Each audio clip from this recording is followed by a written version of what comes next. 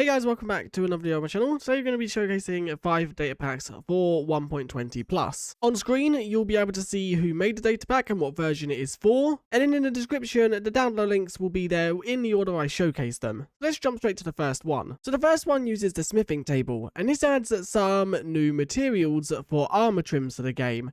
Now this one does require a resource pack as well. The resource pack is linked with the download for the data pack.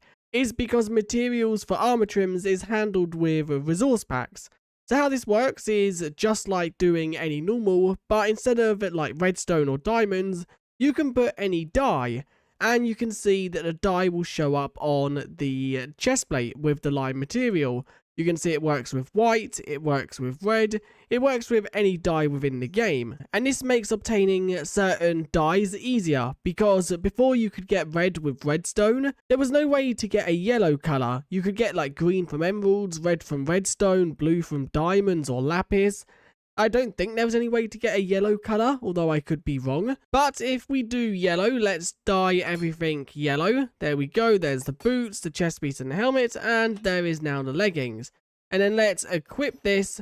You can see we now have blue and yellow armour, which I think is really cool. One thing I do want to try is have like a bumblebee themed, so we can do that by having gold armor and then black dye. We could also use netherite and then yellow, but I think gold is closer. So let's do that. And there we go. There we go. And perfect. It's now black and yellow. I guess it's more themed off of a bumblebee, but it does also look like kind of like gilded armor. So this just makes making armor trims a lot better, because if you type in dye, it works with any one of these. One that I do want to see the color of is brown. What does brown look like? Brown looks kind of cool as well. Let's wear that, see what that looks like on the player. There we go. Yeah, I like the look of brown. Maybe not with diamond, but maybe with iron or something, it might look cool. The next data pack is one that I do want to showcase. It's going to be a little bit hard because I'm in a single player world. But what it does, if I was to type in chat, you can see that my name is displayed with the coordinates.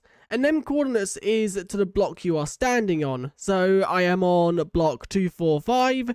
Then 73 and minus 37, which is the coordinates shown in chat. It's minus 38 because it's reading this coordinate, I think. Yeah, it's reading the block coordinate rather than the XYZ coordinate. And it does also show this coordinate in the tab bar, which is what I can't show because this is a single player world. But if you have a multiplayer server where you have access to the tab, then you can see a list of all players' coordinates as well. Now, this is good and bad. It's good if you always want to know where your friends are and you're all okay with it, as then if one of yous go exploring and you get lost, you can then open up tab to look where your friends' coordinates are. You don't have to ask them, have them type them in chat or anything like that. So it's really good in that case, but it's also bad because if you are within a server where players maybe grief or something, they can then always see your coordinates, which means they can get to you without you knowing. But the data pack creator thought of this, and if you do /trigger, C-list trigger display, it will hide your coordinates, which now if I was to type in chat again, let's type subscribe, it no longer shows my coordinates. So this is a really good data pack, because then people who want to have their coordinates shown can, or even if you are like exploring, you go away from your friend for a second and you want to know where your friend is to locate them again, your friend can then enable this until you find them, and then once you've found them, they can then disable it to hide them again. This next data pack does it so certain aspects of the game are renewable. First things first, Piggling Brutes. I've given myself strength, that is why I can one-hit these guys. But as you can see, these guys now have drops. They will drop, I think, like a few random items, but they also have a low chance to drop ancient debris. They basically drop like, I think it's a loot table, as if they've pillaged a chest and like keeping it within an inventory. But there is a very low chance they can drop some ancient debris, which we might get some, we might not. I don't know how rare it is. By the looks of it, it is quite rare. There we go, we just got it. And we kill, if I see stats, mobs, we kill 16. The next one, if you have a cat and the cat sleeps with you on a bed, there is a low chance that the cat can give you a enchanted golden apple. Now, the chance of this is extremely low, I think. Not gonna lie, them cats purring is kind of annoying. Let's sit you up a second so you can go to sleep again to see if you give us a reward this time around. If you're not sure how this mechanic works, when you sleep in a bed of a night time, if you have a tamed cat, it has to be your cat, you'll then get a random reward from them. Normally in vanilla Minecraft, these rewards are kind of rubbish. As you can see, I got rotten flesh. This data pack adds a chance to get an enchanted golden apple from them. This data pack does also add a load of new recipes to the game. If we look through the crafting grid, I have given myself every single recipe within the game.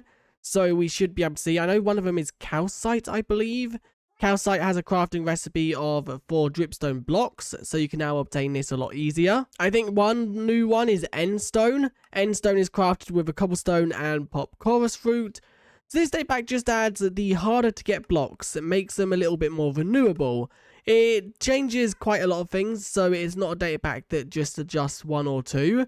I don't know any other recipes off the top of my head that this one changes, but I am slowly scrolling through to see if there's any that are not normal vanilla recipes that I can see. It does also change smithing templates to be copper instead of diamonds to make these a little bit easier to obtain. But you can see every single smithing template has been changed to copper instead of diamonds.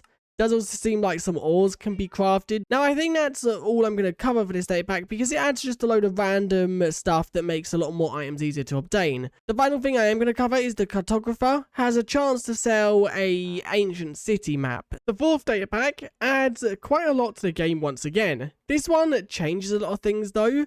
This adds the jungle temple revamp. This is one of the things it changes or adds. You can see that the jungle temple has had a complete revamp to it. There's more of a puzzle right here. I don't know how this works. I'm just pulling random levers. Seems like the chests and loots is also improved. How does this work? I guess if I just break down. Okay, it don't seem to open something here. Maybe it opens a staircase. Yeah, it seems like it opens this thing right here. So you have to get it right for the door to open. Although I have no clue how to open it. I guess with my fist, that'll definitely open it. And then if you head down, you can see that downstairs has also been altered with some gravel and dead ends. This does also have suspicious gravel within it. There is then also a lever, which opens up a door, which goes into some kind of maze. There are skeletons over there. There is then more like parkour and stuff like that. I have just given myself night vision so I can see because otherwise the video does become kind of dark. But also there are levers scattered around this bottom part of the dungeon and they are useful. You have to light every single one of them for this door to open. You can see that the redstone light up there turns on when you have done them. So you can see that all 4 needs to be lit. If I head in here and turn this one on, and then I head in here and turn that one on. That activates a dripstone and it killed my cat. And then finally I head in here and turn this one on. Where is this one? This one seems to be behind a door. Nope. It seems to be right here. Let's turn that one on. Oh wait, no, was that not it? Maybe it was. I'm not too sure. We'll see. Yes, it was. And then finally, there is some loot. So if we head here, there is also a revamp to this structure, which you can see has been made a lot bigger and better as well. The sides have been made more like houses. The center has been made a lot bigger. Then also the inside has been altered quite a lot. The corridors are more like mazes rather than how they were in vanilla Minecraft. I know they're mazes in vanilla Minecraft, but they are more like built together sort of thing. There is also suspicious gravel hidden around this structure as well, which is in just random patches at the end of some of the corridors, with it also being possible for it to spawn sponge. Now this data pack does add quite a few more things, but it requires a resource pack, and I haven't got a resource pack enabled. They're the 2 things I'm going to show because I think they're the 2 coolest things within this data pack. And then the final data pack we are going to cover adds some new structures to the game. It adds outposts, and there's 3 different types of these, I believe. This is one of them, which is a tower with a flag. And then if we head inside, it has a burnt out campfire. It does also have some loot inside, as well as just some decoration. Here is the second version of it, which is a campsite. It then has a tree with a swing that generates. And then it does also have a campfire with then a few chests. And these chests do have quite a lot of stuff inside of them. This one even has some smithing templates, and that one just has one stick. Now the chests are random, so you might get different loot inside of them. I don't know about this one. I don't know why there's just one random stick. There is then also beds that generate here. And I've teleported around like to 8 or 9 of these, and I haven't been able to find the third one. They've all been this campsite apart from the first one I showed off. So there is a third one, but if you want to see that third one, you'll have to jump into a world yourself and find that one. But anyway, that is it for this video. There are 5 more data packs that you guys can download and mess around with. And if you did enjoy, do leave a like and subscribe. And I guess I'll see you guys next time for another video. Thanks for watching, and I'll see you guys next time. Bye.